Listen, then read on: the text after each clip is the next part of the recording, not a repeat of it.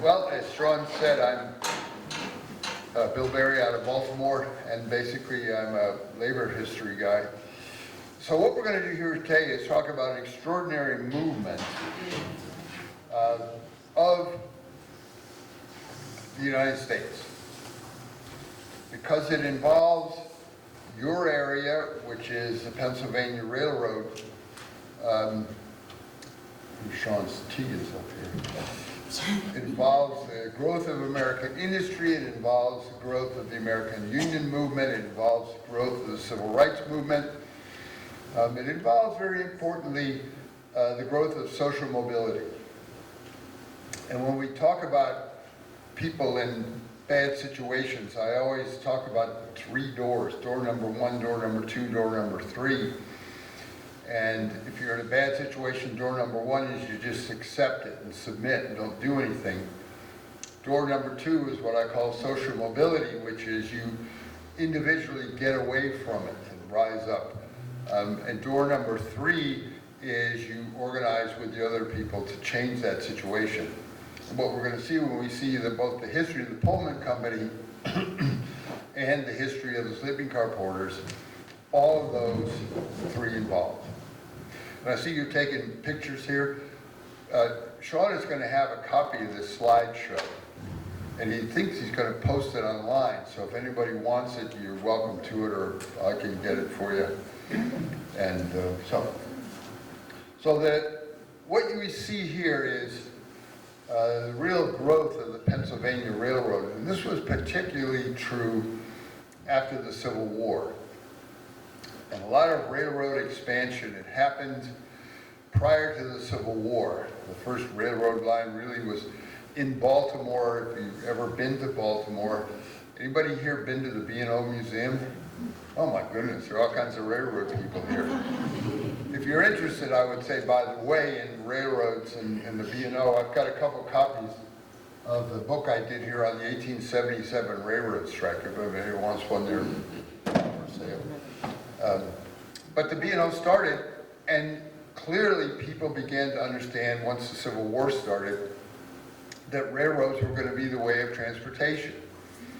And there was a competition before the war in the 1830s and 40s where we developed a national economy, and people stopped selling to the person next door and started selling to someone 500 miles away, and the factory system developed, and it was a very complicated economy.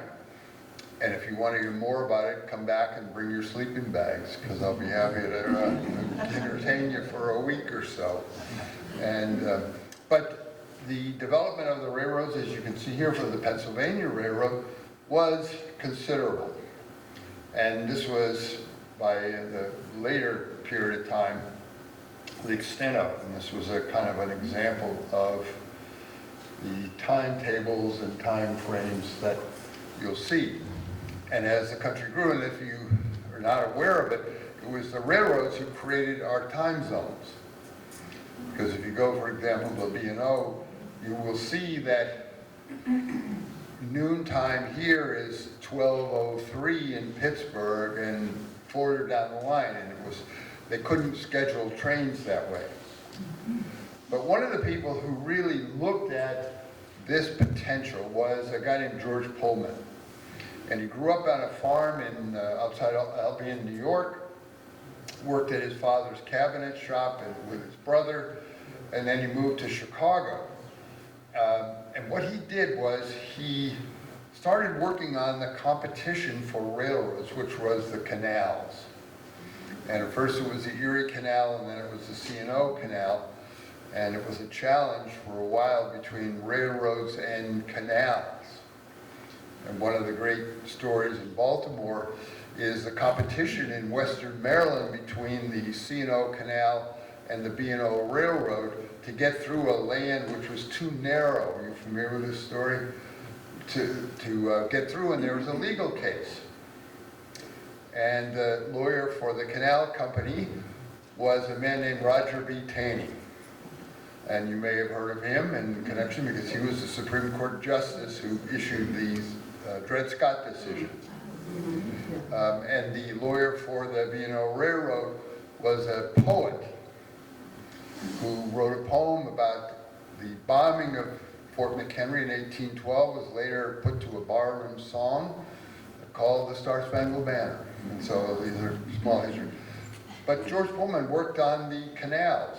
And as they worked, he slept in a railroad car on a hard bunk. And he decided that if the railroads are going to really grow with the Transcontinental Railroad, there's a potential for sleeping cars because people are going to travel further than what they have done. And so what he did was to develop his own coach rather than remodeling one. And by 1869, with the Transcontinental Railway, the Pullman Car Company was national. And so George Pullman created this car right at the end of the Civil War. And it was enormous because it had sleeping facilities in it, almost a luxury. As I said, it was about 3 or 4 times the cost of the average railroad car. He got his first national attention when a Pullman car was used to bring Lincoln's body from Washington to Springfield, Illinois. The car was wider than normal cars, and so all the stations had to be reconstructed to let it through. But the demand for it became so great after the war that Pullman decided he would create his own company. And what he decided he was going to do was to build a car with all kinds of innovations. But if you wanted it on a train, he owned it and he staffed it. And so you had to buy, you'll see here in just a minute, 2 tickets. But he was very, very smart guy. You can see the first picture here of the first car. But he brings in things like air brakes, safety locks, ventilation systems. He then puts in full kitchens so people can eat there. And if you read the stories of people working on the trains, I'll give you some clues at the end of some books if you want to go read. And I got a brand new one which just came out here, which is a very different kind of book, and I'll talk about that when we're done. But you can see here, he built a steel underframe, but he created then a design where a bench could be created into a bed.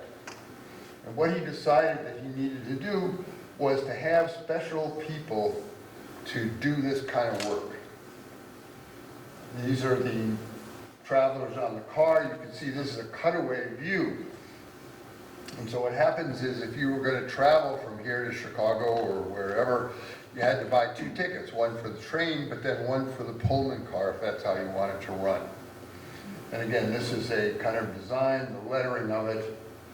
And this was another design here later of the single car room.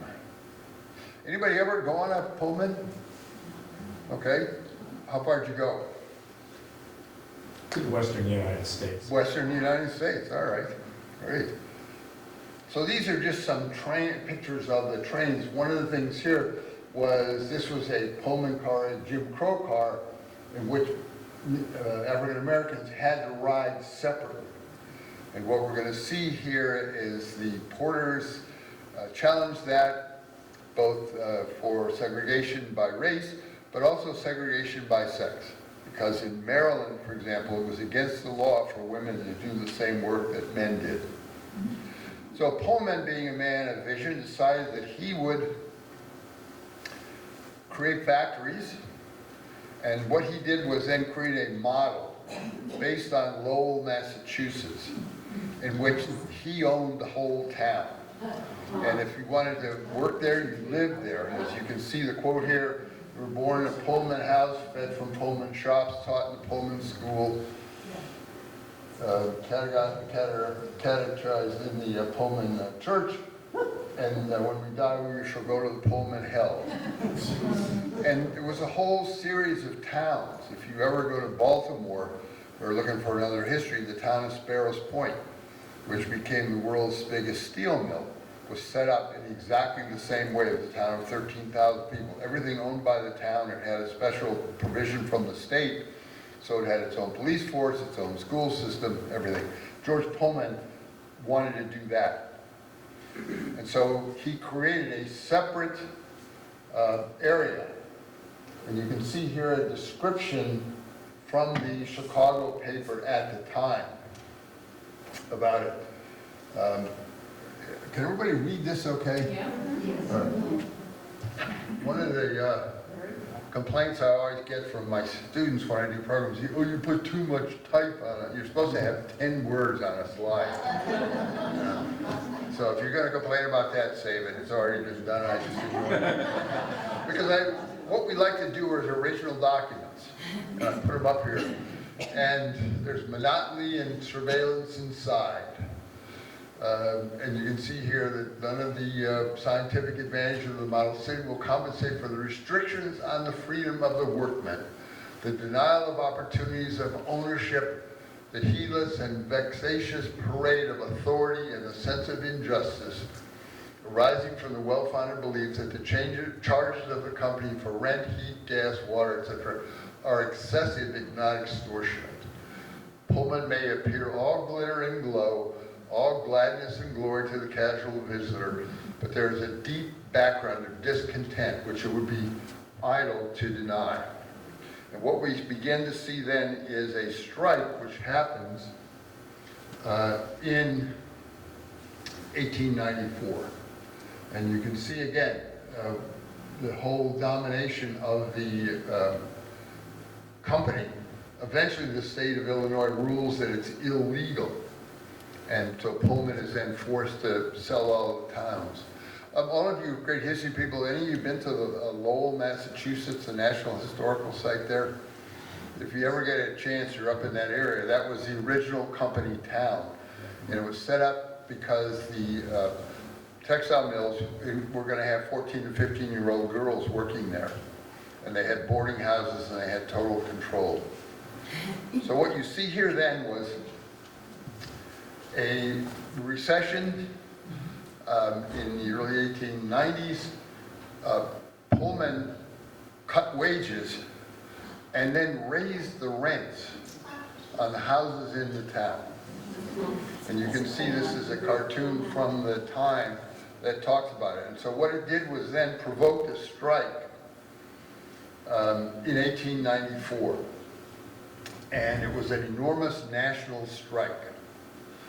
And it was led by a man named Eugene Victor Debs, who became famous. Later, he was a locomotive fireman out of Terre Haute, Indiana. You guys nodding his head like he's heard of Eugene Debs.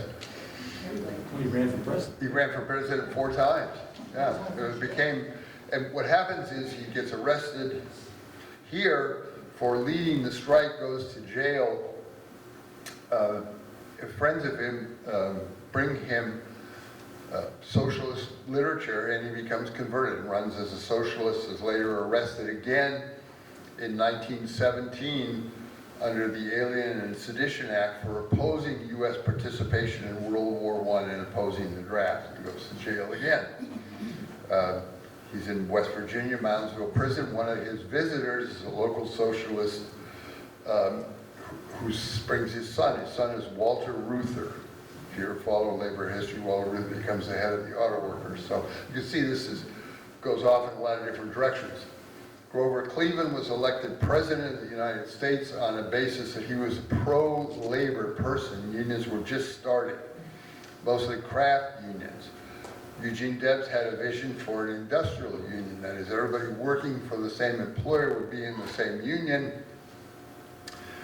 And so what the Grover Cleveland did, though, was to have a U.S. mail car attached to every train during the strike. Because when the Pullman workers struck, the railroad workers showed support by releasing the Pullman cars from a train.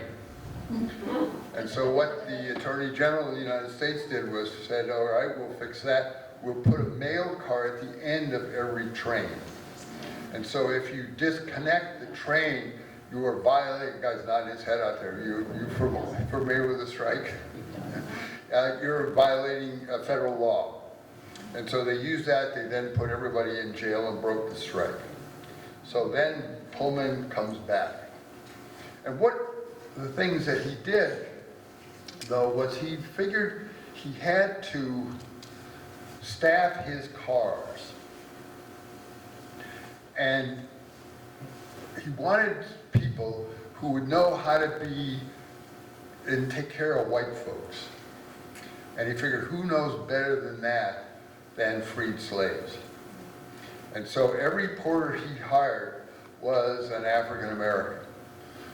Most of them were illiterate. They came out of the slave culture. And so they moved then into working on the railroads. It was a huge shift. And the conditions were terrible for the porters. And you can see here, Lincoln freed the slaves, George Pullman hired. What he did was to bring them in, and in some ways, working as a porter was a step up, and it's that social mobility, because they would travel around the country, they would learn different things and work in different places, and kind of get out of the dangers of packing house workers and bad clothing, because the porters all had to be well dressed. But the danger was that they were treated like second-class citizens. And it was a product, again, of Reconstruction, of the repression of any kind of equal rights in the country. You can see here this song called the Pullman Porter's Blues. One of the problems for the porters was they didn't get paid, that they had to live on tips, which meant that you had to, the whole tipped economy, we're going to see here a later slide talking about how awful that was. The other part of that was, in order to get your tip, you had to be awake all the time, because you didn't know at 3 in the morning if someone might want something, and you had to be there if you were going to get the tip. And there's a guy at State College, Alvin Derrickson, who's written long books on sleep deprivation by the porters, because you could sometimes have to stay up for 50 hours. If your train went from New York to Chicago or further, and you had constant people bothering you. I'll mention this book that just came out. This is from a Canadian company, a woman, where she talks about sleeping car porters on a line from Montreal to Vancouver. And it's a terrific description of the sleep deprivation, the concerns about tipping, about worrying about, I hope I don't offend somebody when they treat me badly. So one of the keys, though, was that you can see here making up the bed, but it's clear that the Catholic Review says the nearest thing to a slave observable in this country is a Pullman porter. He is the same color to begin with, and didn't conclude under the same conditions. One of the things which was very, very important, and you can see here in the kinds of poses from the Library of Congress of a porter taking care of a woman, the racial difference were important, was that the porters were not allowed to be known by their names. And they were all called George, and because of George Pullman. And so it was just, as the porters union began to develop, the sense of self-respect was, you gotta call me by my name, I ain't George. And we'll see at the end, if you wanna watch a great movie with Charles Dutton, it's called 10,000 Black Men Named George. And it's about organizing the sleeping car porters. But a lot of this stuff is, you can see here the kinds of advertisements that the Pennsylvania Railroad ran to get people to go on these trains. One of the things that happened is that as soon as the porters started, and if you think I got too much stuff on the slide, you haven't seen nothing yet. But this was the manual that the porters had to go by. And one of the things that's very interesting in this book is how a conductor, a white conductor, can give out demerits to a porter. and your shirt is not right, their towel's missing, there are all kinds of stuff. It was this incredible power because you reach a certain number of demerits and you were fired. So I won't go through all this, but these is a terrific instruction here. These are what conductors do, but these are things, you know, any disloyalty, dishonesty, making false reports, gambling of any type, resort to profane language, smoking or chewing tobacco or gum while on duty. And you'll see in all the stories about the porters that often asked to have drinks, come in, different kinds of activities. One of the things that the porters always worried about was that the Pullman Company employed what they call spotters. The spotters were undercover people who would ride the railroad and would look for discipline situations and try and tempt the porters into doing stuff. So I won't go through all these, but railroad regulations, and if you're a real hot thing here, you'd be glad to do it. This was one of the, as I said, Alan Derrickson, if you're going to do stuff on the railroads, he would, Sean, would be a good guest speaker, although the times I've talked with him a number of years ago, he said he had a bad back and has trouble traveling, but he's at Penn State. But he looks here, this was the sleep deprivation. And this was 1915, they had a congressional investigation on it, and they talked to a guy named G.H. Sylvester. And Sylvester said that he cannot sleep. He said he's continuously on duty from the mid-afternoon departure from New York until the arrival the following mid-morning in Chicago. He had the same schedule return work. You ain't supposed to get any sleep. And so what happens is you start hallucinating, and you'll begin to see it in this book. We'll talk a little bit about it. One of the things that the porters also had to do was work in the dining room. And you ate there often before. You had terrible meals. Sometimes the company even charged you for them. And this was a kind of a lament in the early part of the late 19th century, early 20th, that in many ways working as a porter was considered a good job. You dressed well, you were, you know, in a clean environment. Yes, you were insulted, but you were insulted in most of the jobs if you were an African American or you were an immigrant or anybody else in the jobs that you went to and were underpaid. And so you were able to go here, and you can see here a waiter is doing it. One guy said he considers it a privilege to assist passengers. And this whole code of appearance, you have to have clean shirt, clean pants, shined shoes. It was all very, very important. You can see here this incredible insulting appearance of how an African American man has to respond to a passenger. And we see the same thing today where people are arguing about a tipped economy. And you see a lot of servers complaining about sexual harassment, bad conduct, and stuff like that. And they kind of have to take it because they're hoping to get a tip. And the wages for the service industry and the restaurant industry are not good enough. You can see here, by 1913, right before the war, lots of culture about the sleeping car porters. And there become songs and various activities. This is another one. This was the Porter's Blues, and it talks about how tough things were. As you can see here, it's showing how there was a reduction in pay between 1890 and 1900. And you can see here, this is the beginnings of the union, because the guy on the right, the young man with the broom, is obviously a porter, is appealing to the company president to become a salaried employee. And they were all reduced, as I said, they were living on tips. This is from about 1901. Some of the stereotypes of the porters was one here, a movie called Pullman Porter. And it's obviously a stereotype here because Al Jolson plays one of the porters.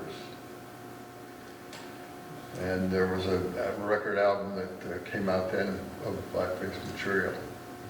Another depiction of the porter, which is very, very different, and I don't know if The Emperor Jones is on YouTube or not. I've shown it as a DVD, but it's Paul Robeson playing a porter who ends up leaving and going to a Caribbean country. But it's charisma as only Paul Robeson can do it. And it shows him as getting dressed and all the insults that he has to do. This is another one here, beginnings of the union movement. Got them whisk broom blues. And so this was the beginnings of a union in 1914. It was kind of a joke here to start with by a guy who was not a porter, but he was playing on the idea in Society for the Prevention of Calling Sleeping Car Porters George. And the idea was that you would try to have names filled out for people. And anybody whose name was George, you could go and be on the Pullman car. And if all these other people, King George, George Herman Ruth, George Coleman. And so it was more interested in protecting the kind of white members. But what they wanted to do then was to begin to get porters called by their names, just as a respect. And this you'll see here, this is a story from one of the porters. Pullman car fired me a couple of times. Once was for striking a passenger. The passenger called me George. And I tried to explain to him that it was spelled G-E-O-R-G-E, not George, or however you might want to spell the pronunciation. And being told he'd call me what he wanted to, I laid one on him. And I think it's so important to see as part of the civil rights movement, this lack of respect. I don't know if anybody of your kids, when I was a kid, people would say, hey, you. You know, well, I mean, you, I've got a name. It seems a small thing, but it was one of the many, many issues that came.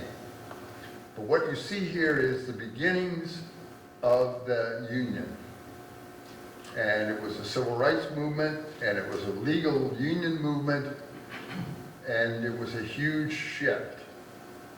And this E.D. Nixon, we're going to be talking about him in a minute more, because he talked about how the labor movement gave black people the opportunity to do things that the civil movements gave the right to. And one of the challenges in the early 19-teens, when the porters started to organize, is that most unions were rigidly segregationists. They would not allow African Americans to be members at all. And it was a major issue in terms of how industrial factories were organized, like places like Sparrows Point. Sparrows Point became the world's largest steel mill. And one of the things you can see in the census, for example, in 1890, was there were a lot of freed slaves that working there. But they were totally segregated. The housing was segregated, the bathrooms were segregated, they had the absolute worst work assignments. And when the original unions started to organize, they only wanted the white skilled trades. And so the porters were altogether different on this. And you can see here the handful of Negroes had nothing, no money, no experience. I used to say all we had was what God gave. And you can see though the beginnings of the union, the Brotherhood of Sleeping Car Porters. One of the things that in the culture of the civil rights movement that the porters did was to take African American newspapers from cities and distribute them through the South. The Chicago Defender was a big civil rights movement. and was calling for demonstrations against segregation. And so what the Pullers would do is they would pick up bundles of the paper in Chicago, and the Illinois Central Railroad ran through the South around World War I. And what the porters would do then is they would dump the bundles of paper off at each station. And so people in the community could go around and read them. What you see here, though, you know, you think Ron DeSantis invented woke censorship. This was 18 people in the so-called colored community were arrested because there was an injunction in town prohibiting the distribution of the Chicago Defender, and they violated it. And it says here, the paper tended to incite the colored people. So the porters were big on doing that. And you can see here more articles from the Chicago Defender before the war about porters needing more money to support their families and not wanting to live just on tips. And this is a situation here where two passengers get drunk, they start fighting, and the porters try and break it up, and so they then attack the porters, and then they're put off the train. And George Pullman and the Pullman Company was so determined to protect their ridership that they would victimize the porters. It's also a great historical trivia question that in the 1880s and 90s, the Pullman Company president, anybody know who it was? Robert Todd Lincoln, the son of Abraham Lincoln. So it's a whole kind of a side story that goes on. And you see here, this was again from the Chicago Defender. And this is the kinds of articles that the southern towns didn't want anybody to see. But this was an opposition to living only on tips. And as I said, it echoes of arguments that you hear today in the service industry. So what you see then is the beginnings in the 1912, the Association of Colored Railway Trainmen and Locomotive Firemen became one of the first African American labor unions. And by the mid-1920s, it had about 3,500 members. And you can see where the work was segregated on the railroads. The African Americans were all porters, all firemen, and just the low skilled. One of the things that Pullman tried to do to compete with that was create a company union by offering in the late 1920s a company union. Huh? What'd you say? Dismemberment. Yeah. Yeah. Well, one of the things that she talks about, the third line here, accidental death and dismemberment, one of the things that historically was true in the railroad industry was a very, very dangerous work. And companies would refuse to protect anybody. And there was a decision in 1827 by a Chief Justice in Massachusetts called Lemuel Shaw, who ruled that if you got hurt at work, it was your own fault. Either that or you had a fellow servant rule, which meant that one of your co-workers wasn't paying attention and you got hurt, or it was assumed risk. That is, you knew the job was dangerous when you took it, so don't complain if you got hurt. And what that did was eliminate any responsibilities for the company for workplace injuries. And the early unions on the railroad started out not as unions as we know them, but as benefit societies. That is, you would pay dues, but one of the things that you got for it was disability or life insurance. And one of the things, I have a picture in the history book here of the initiation ceremonies for the brakemen, and they would have you would wear, as you came into a darkened room, a kind of a visor where you could flip it up. And so what the officers of the union would do was to show you what was going to be the benefit of the union. but you would flip it up and you would see better working conditions and better pay. But the last slide that you saw was officers of the union delivering money to your widow. Because that was what the union was supposed to do. So these are the kinds of things, as I said, it was a very dangerous area.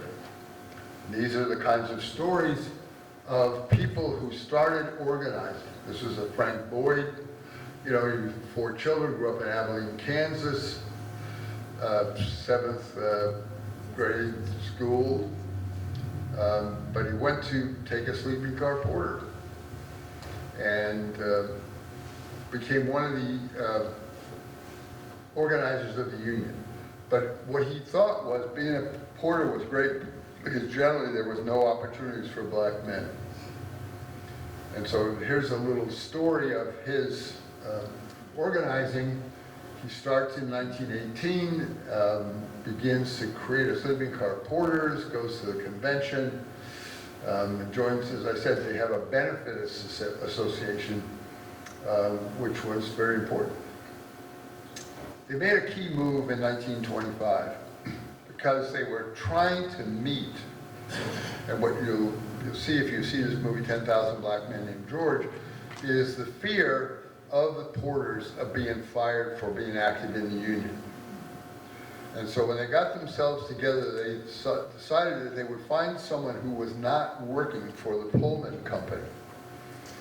And they were walking, some of them on the street in Harlem, and they saw a guy on a soapbox talking about socialism. And he was a great speaker, and they said, let's see if this guy would work with us. And he did, and that became A. Philip Randolph. And he then became the spokesperson and the president for the sleeping car porters, and one of the most important people, obviously, in the civil rights movement in the country. And you're going to remember that story because we're going to come back to it here in just a minute. So here is 1925. About 500 porters gather in New York City to create the union. And they've got Philip Randolph. The goal was to get higher wages, shorter working conditions, and get away from the company union. But it means also pay, not tips. This is a story here, again, of Philip Randolph. You can see him here as a young man, and a kind of a black thing. Again, this was a huge shift in the 1920s, because the civil rights movement was just starting, and facing severe repression. This is a officers list here from the sleeping car porters. And you can see where they're from: St. Paul, Minnesota, New York City, Chicago, Oakland, California.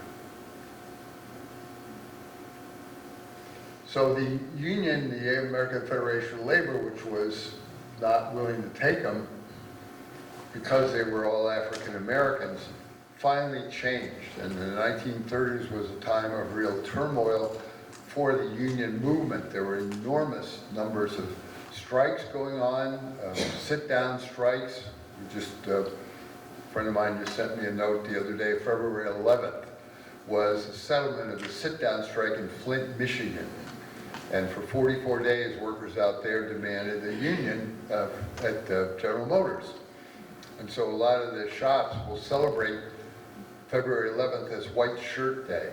It's to prove that we are as good as management. And this guy was down in Texas, one of my former students was saying they had shirts in the lobby, white shirts that they were giving away. But the unions, craft unions, the machinists and the boilermakers, the railroad conductors, the railroad engineers, strictly segregated. And some of them even had it in their bylaws, their constitution, that to be in the union you had to be a white, male, American-born person. And what we see here in the 30s is obviously the world is enormously changing.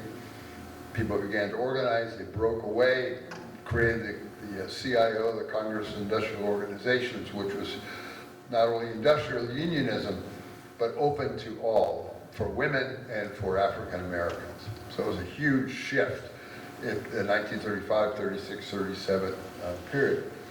And so finally what happens is, in response, the AFL gives a charter to the sleeping car porters.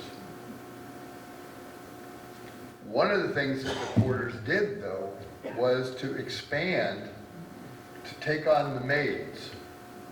And these were African-American women who were working on the trains and who were treated even worse often than the guys were. And so you can see here the new porters and maids.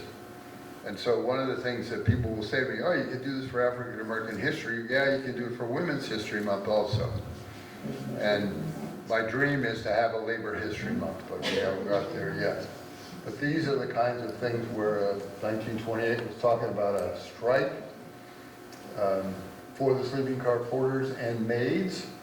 And this was postponed because the company had said, well, we'll meet with you. And William Green was president of the American Federation of Labor and thought that a settlement was possible. And you see here that this was the announcement of what they were going to get. This is the public meeting. Another one in with William Green and A. Philip Randolph. And the third name on there, Milton Webster. And he was a guy out of Chicago. And if you watch this movie, 10,000 Black Men Named George, he's a central character in it. But one of the things that happens as we get into 1940, and it's clear that obviously with Europe at war and the US defense industry gearing up, one of the challenges was that all the jobs, the skilled jobs in the defense industry were limited to white guys. And Philip Randolph, who understood the importance of the civil rights movement, said, we're not going to stand for that. We want agreement in the defense industry that there will be equal opportunities for African Americans. And if you're going to hire, you got to hire a person, not a race. And people scoffed. And so he said, okay, we're going to have a rally. I'm going to have a march on Washington. And I'm going to talk about it here, and here he is, this proposal in the early part of 1940 to create a movement that's going to spread beyond the porters. And again, this is so important, how the porters union and its officers are used as the basis for a broad civil rights movement.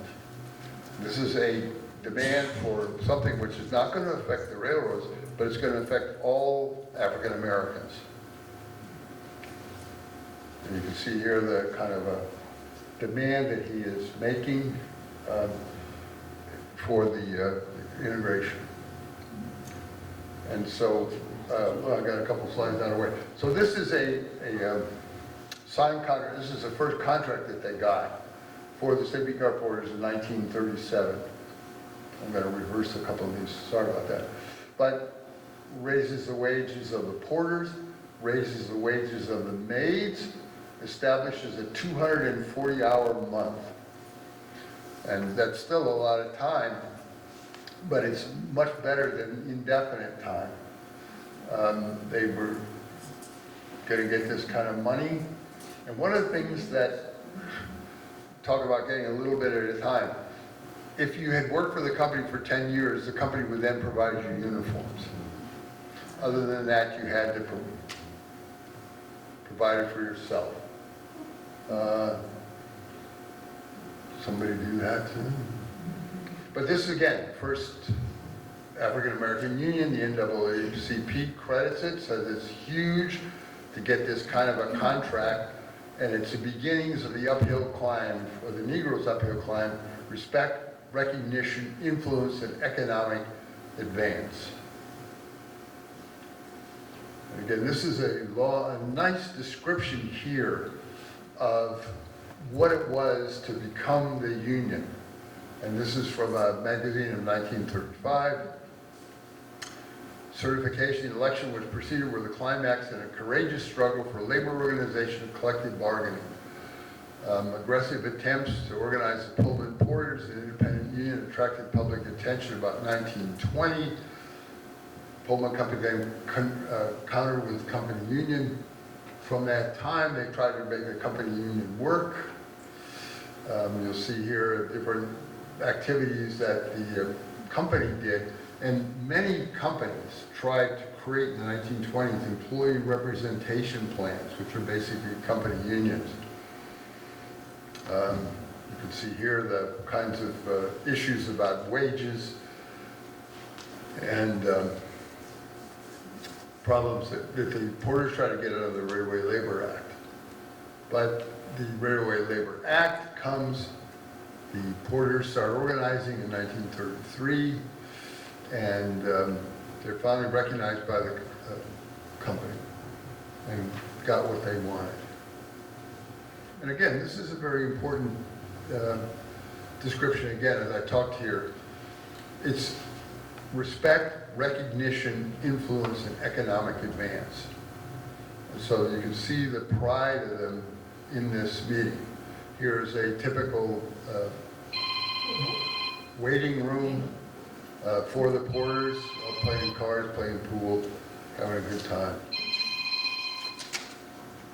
Gonna have to clean the blackboards here from that trouble. And these, again, this is, they began to put out a newspaper. Very, very powerful. So this is one of the guys who we talked about in the previous slides, E.D. Nixon. And he was one of the original organizers of the sleeping car porters. In 1930, in the 1940s, he wrote a personal letter to Eleanor Roosevelt asking for a USO club for African-American servicemen, and she took it and did it. And the two later coincidentally met when they were riding on a train. But Nixon in Montgomery, Alabama, created a voters league and led people to the county municipal courthouse to try and get the votes for African Americans in Montgomery, Alabama in 1955. And he then becomes president of the Alabama NAACP. But one of the things that he does in 1955 is he works with this woman on the right, Rosa Parks, who refuses to give up her seat on the bus and is arrested. And it becomes then his organizing skills to create a bus boycott. And one of the things that E.D. Nixon does is to think about his organizing experience with the sleeping car porters. And one of the things that was successful with the porters was to hire somebody from outside, because that person then could not be fired. And that's how they got Philip Randolph. And so he and the people in the civil rights movement in Montgomery, Alabama get together when Rosa Parks doesn't sit in. They think, well, we've got to have someone to speak for us, but if it's someone from the town, they're going to be hammered. And so one of the people in the group said, well, I understand there's a new minister in town, a young guy who's supposed to be a pretty good speaker. And we said, well, what's his name? Oh, King, Martin Luther King, something like that. And so that was how Martin Luther King got started. They went around and they talked to him, and he then becomes, obviously, the citizen he was.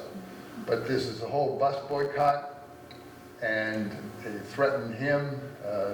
People come to his house, and they threaten to bomb his house, but he uses his experience from that.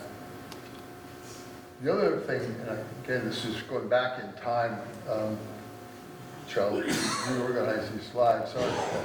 But we talked about how Philip Randolph looked at defense work. And what he did was to create this mass meeting in 1940, and he threatened to march on Washington. And the story is that this is a letter here to Roosevelt, to Mayor LaGuardia talking about it. But the question that Randolph did was to say to the President of the United States, how many people do I have to bring to Washington to make you issue an executive order opposing discrimination? And Roosevelt gave him a number, and Randolph said, I got 5 times that many. What do you want to do?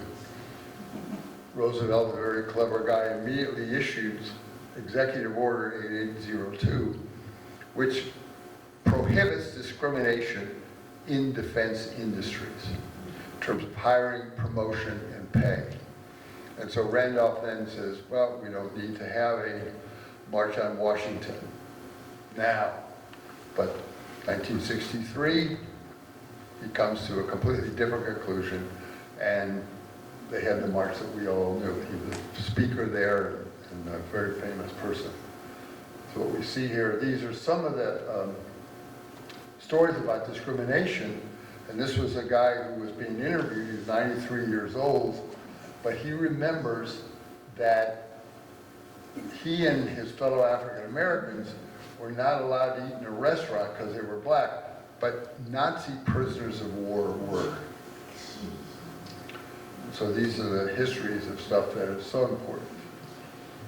And I'm going to show you here, we're running a little bit out of time, the kinds of activities here. Now, some of this stuff, as I said, there's a B&O museum in Baltimore which has a huge archive, so I've got a lot more stuff. I was not able to find as much stuff from the Pennsylvania Railroad. I'll go through some of these articles. But you can see here, again, the service. And these are some memories that people had of B&O. One of the things which was very important was the social mobility. That is, the porters figured, even though the conditions were bad, they were better than most blacks. But they also figured this was a huge opportunity for their kids. We're going to see here in just a minute. These are the kinds of stories. I won't wait these too long. These are some stories on histories and activities here with Marian Anderson, travels.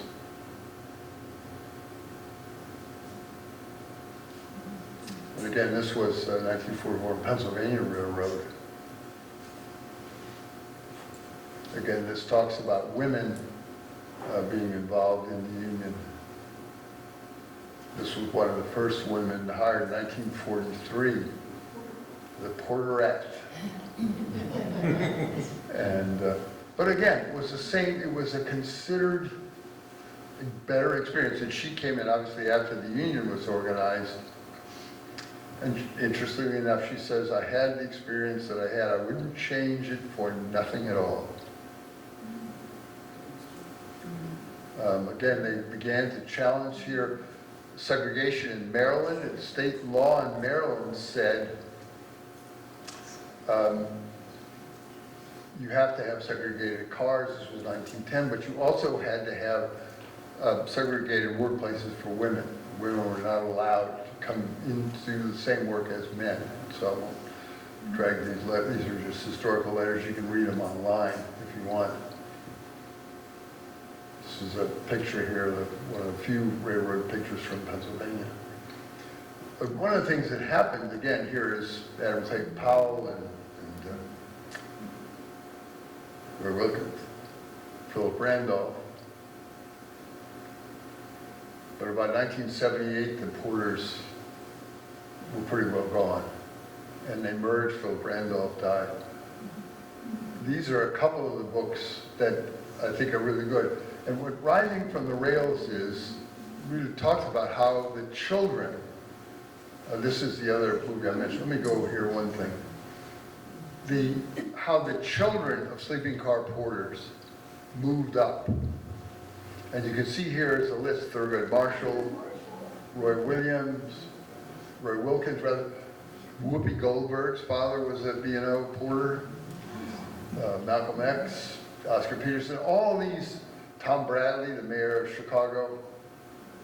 And very funny, Andrew Brogger, who was an actor, you may have seen him in The Wire, but he is in 10,000 Black Men Named George, playing Philip Randolph. But the whole, and the book, go back here, I don't know if I can go back. This book on the right, Rising from the Rails by Larry Tye, is really about how the work of the sleeping car porters was a ticket to social mobility for their children. And how many of them moved on because of what their fathers did. And you can see here is a couple of last examples of social mobility. There's some last stuff here. These are the daughters of the Pullman family. I won't bother you with those. So that, pretty much it. Any, now,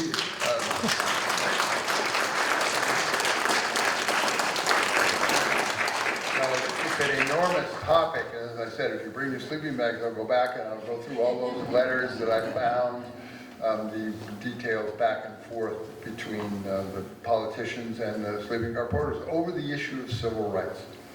Because the porters were so important, they were not just organizing a union for themselves to get equal treatment, but they were organizing a civil rights movement and funded it, provided leadership for it, and provided activities that really made it happen.